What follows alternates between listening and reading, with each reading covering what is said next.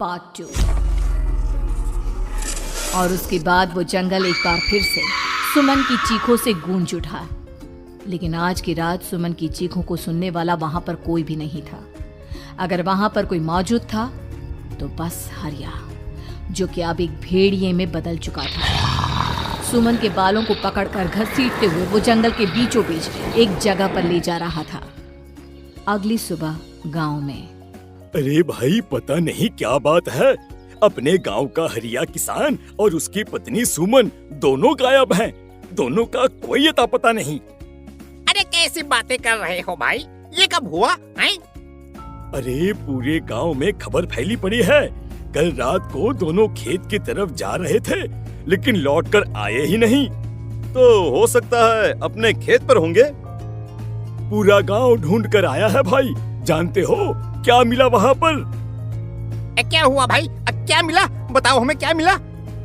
अरे हरिया की पत्नी सुमन के कपड़े पड़े हुए थे। शरीर का एक एक कपड़ा फटा हुआ झोपड़ी के बाहर पड़ा था, लेकिन दोनों पति पत्नी का कोई पता ठिकाना नहीं था।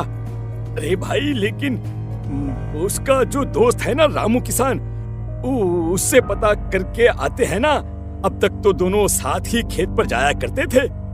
हाँ, हमें उसके घर जाना चाहिए भाई। चलो वहाँ चलते हैं, चलो। वो सारे लोग रामू के घर पर पहुँचते हैं। रामू अपने घर के बाहर बैठकर हुक्का पी रहा था। आज सारे के सारे लोग टोली बनाकर मेरे घर क्यों आ रहे हैं? क्या कोई मर गया क्या भाई? अरे कैसी बातें कर रहे हो? तुम्हारा सबसे अच्छा दोस्त हरिया और उसकी पत्नी गायब है और तुम यहाँ बैठकर हुक्का पिए जा रहे हो हैं? रामू ने अजीब सी नजरों से उन सब गांव वालों की तरफ देखा, जिसकी वजह से वो लोग एक बार के लिए डर गए। गायब है? अरे गायब नहीं है, मुक्ति मिल गई है। उन दोनों को मुक्ति मिली है। इस दुनिया में आकर हर इंसान पाप करता है और उसे उसके पापों के लिए मुक्ति मिलना बहुत जरूरी है। अरे ये कैसी बहकी बहकी बातें कर रहे हो भाई, हैं? और इसका चेहरा अजीब सा क्यों लग रहा है? लगता है दोस्त के मरने का गम बैठ गया है। पागल हो गया है शायद ये पागल। ये बात सुनते ही रामू चीख कर जोर से चिल्लाते हुए कहता है, पागल मैं नहीं हूँ, पागल तुम सब हो। और ये शैतानी जंगल अब तुम में से किसी को नहीं छोड़ने वाला, सबको खा जाएगा। याद रखना मेरी बात। शैतानी जंगल? कैसा शैतानी जंगल? लगता है रामू पागल हो चुका है। हमें यहाँ से चलना चाहिए भाई। चलो। तभी रामू की पत्नी बाहर आती है। नहीं, आप लोग इनकी बात का बुरा मत मानिए। 2 दिन पहले हरिया के साथ खेत पर गए थे। जब से वहाँ से आए हैं तब से ऐसी ही बातें कर रहे हैं। भगवान जाने ऐसा क्या देख लिया उन्होंने, खेत में कुछ भी बड़बड़ाते रहते हैं। लेकिन गांव के लोगों ने कमला की कोई बात नहीं सुनी और वो सब वहां से चले गए। रात अब धीरे धीरे ढलने लगी थी। तभी अचानक किसी ने धीमी सी आवाज में रामू को पुकारा। रामू, आ जाओ, मैं तुम्हारा इंतजार कर रहा हूँ। और सुनो, अपनी पत्नी को साथ लेकर आना, नहीं तो काम अधूरा रह जाएगा। ये आवाज सुनते ही रामू के चेहरे पर शैतानी मुस्कुराहट आ जाती है। वो धीमे कदमों से अपने घर के अंदर आता है। क्या हुआ? तबीयत ठीक है ना अब आपकी? मैं तुझे अपने साथ खेत पर ले जाने आया हूँ, चल। मैं तुम्हारे साथ कहीं नहीं जाने वाली। मुन्ना गहरी नींद में सो रहा है और उसे अकेला छोड़कर मैं तुम्हारे साथ खेत पर नहीं आ सकती। वैसे भी तुम्हारे उन खेतों में भगवान जाने कौन सा राक्षस घूम रहा है, मुझे तो डर लगता है। रामू गुस्से में दांत पीसता अपनी झोपड़ी से बाहर आ जाता है और कमला गहरी नींद में अपने बच्चे के साथ सो जाती है। तभी अचानक रात को रामू की झोपड़ी के ऊपर एक साया वही गाना गुनगुनाते हुए घूमने लगता है जो हरिया के मोबाइल में बजा करता था। मैं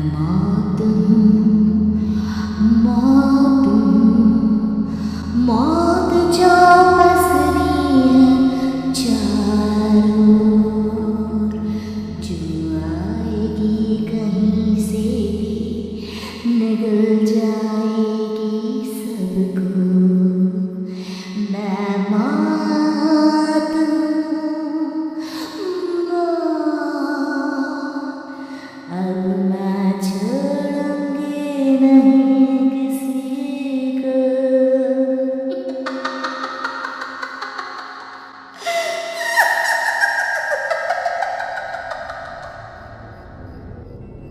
ये आवाज सुनकर रामू की पत्नी कमला की आंख खुलती है और वो देखती है कि उसका मुन्ना अपनी जगह से गायब था। कमला चीखते हुए बाहर दौड़ कर आती है। वहां पर उसने देखा कि रामू ने अपने बच्चे को झोपड़ी के बाहर एक पेड़ से उल्टा लटकाया हुआ था और उसका बच्चा चीख चीख कर रो रहा था। वहीं दूसरी तरफ एक साया बच्चे के ठीक नीचे आग जलाकर उसके चारों तरफ हैवानों की तरफ नाच रहा था। छोड़ दो मेरे बच्चे को। अरे क्या कर रहे हो तुम? शर्म नहीं आती तुम्हें अपने ही बच्चे को इस तरह मौत के हवाले करते हुए? अपना बच्चा? किसने कहा ये मेरा बच्चा है? अरे ये तो उस रामू की औलाद है, इस गांव के किसान रामू की, और मेरी दुश्मनी इस गांव के हर इंसान के साथ है। क्या कैसी बात कर रहे हो तुम? और ये औरत कौन है? ये मेरे बच्चे को खा जाएगी। तभी अचानक से उस साया ने एक बेहद खतरनाक दिखने वाली औरत का रूप ले लिया और उसकी आंखों से आग निकल रही थी। सही पहचाना तूने, मैं तेरे बच्चे को खा जाऊंगी। अगर तू अपनी इस हैवान पति रामू के साथ जंगल नहीं आई तो मैं तेरे बच्चे को खा जाऊंगी। लेकिन क्यों? आखिर क्या चाहती हो तुम मुझसे? मुझे जंगल क्यों ले जाना चाहती हो? औरत बुरी तरह से ठहाके मार मार कर जोर जोर से हंसने लगी और साथ में रामू भी। ये तो तुझे वहाँ चलने के बाद ही पता चलेगा ना। अगर तू नहीं आई तो थोड़ी देर में तेरा ये बच्चा आग में जलकर मर जाएगा। चल जल्दी। नहीं मेरे बच्चे को छोड़ दो। तुम जहाँ कहोगे मैं तुम्हारे साथ चलने के लिए तैयार हूँ। और उसके बाद उस बच्चे को झोपड़ी में लिटाकर आगे आगे वो साया चल रहा था और उसके पीछे पीछे रामू अपनी पत्नी के बाल पकड़कर उसे घसीटते हुए जंगल की तरफ ले गया। जंगल में जाने के बाद कितनी खूबसूरत हो तुम। आज की रात बस तुम और मैं एक दूसरे के साथ रहेंगे। मुझे तुमसे बहुत डर लग रहा है। तुम्हें क्या हो गया है? तुम तो बिल्कुल ठीक थे। वो होगा जो हमारे बीच होना चाहिए। तो आओ अपने आप को मेरे हवाले कर दो। कमला ने डर की वजह से अपनी दोनों आंखें कसकर बंद कर ली थी। रामू ने बुरी तरह से चीख कर कमला से कहा, आंखें खोलो अपनी और मेरी तरफ देखो। कमला ने जैसे ही अपनी आंखें खोली उसने देखा कि रामू एक खतरनाक खूनी हैवान में बदल चुका था।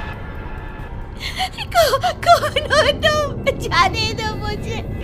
क्या चाहते हो मुझसे? वही जो एक आदमी एक औरत से चाहता है। मैं तुम्हारा पति रामू नहीं बल्कि इस जंगल का एक भेड़िया हूँ और आज की रात तुम्हारे खून से अपनी प्यास बुझा जाऊंगा। और उसके बाद वो जंगल कमला की दर्दनाक चीखों से गूंज उठा। अगली सुबह कमला के कपड़े भी जंगल में उसी तरह पाए गए जैसे कि सुमन के पाए गए थे। इस घटना के बाद पूरे गांव में दहशत का माहौल था। अपने माँ बाप की मौत और गांव में हो रहे इस तरह की घटनाओं की खबर सुनकर किशन शहर से गांव लौट आया था। अपने माँ बाप की बेदर्द मौत की वजह से वो बहुत परेशान था।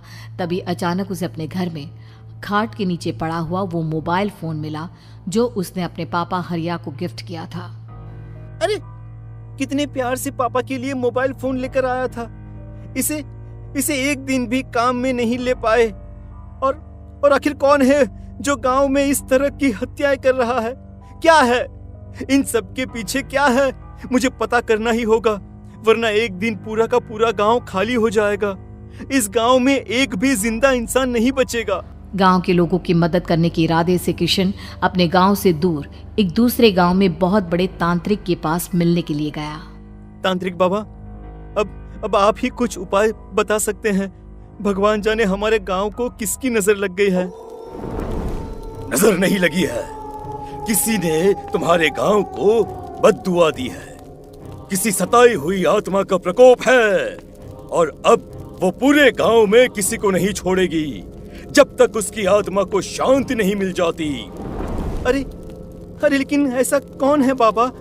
किसकी आत्मा है और कैसे मिलेगी उसे शांति?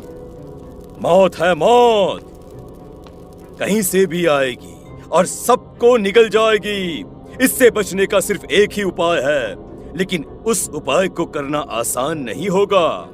जो भी उस उपाय को करने की कोशिश करेगा उसकी जान जा सकती है। भले ही मेरी जान चली जाए, लेकिन मैं अपने गांव के लोगों की जान बचाने की पूरी कोशिश करूंगा बाबा। तो ठीक है, फिर अगली अमावस की रात जैसा मैं कहता हूँ वैसा ही करना। अमावस की रात तांत्रिक के बताए अनुसार किशन अपने साथ केरोसिन लेकर जंगल की तरफ चल पड़ा। उसके हाथ में देवी के मंदिर का सिंदूर भी था। किशन जंगल के बीचों बीच पहुंचा। ये देखकर उसकी आंखें फटी की फटी रह गई। वहां एक उबलते पानी का तालाब था और कई लोगों की लाश लटक रही थी। किशन की माँ बाप की लाश भी वहीं थी। माँ, बापू, क्या हो गया? ये क्या हो गया? तभी वहां पर एक औरत और आदमी आते हैं। उन्हें देखकर किशन चौंक जाता है। गोपाल काका, आपकी तो 5 साल पहले मौत हो गई थी। और निर्मला काकी, आप?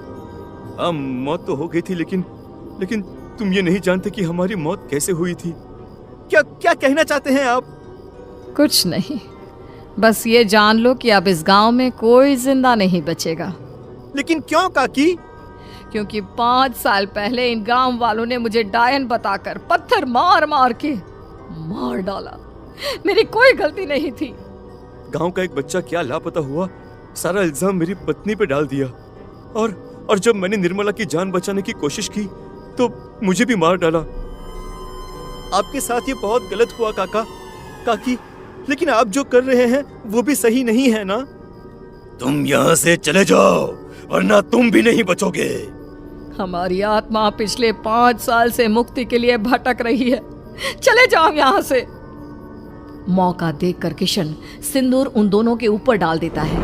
उनका शरीर जलने लगता है और वो भयानक तरीके से चिल्लाने लगते हैं। अगले ही पल किशन उनके ऊपर केरोसिन डाल देता है और वो दोनों जल जाते हैं। किशन अपने माँ बाप और दूसरी लाशों का अंतिम संस्कार करवाता है और अपने घर लौट आता है। लेकिन वो अभी भी इस बात से अनजान है कि मोबाइल अभी भी बज रहा था। मैं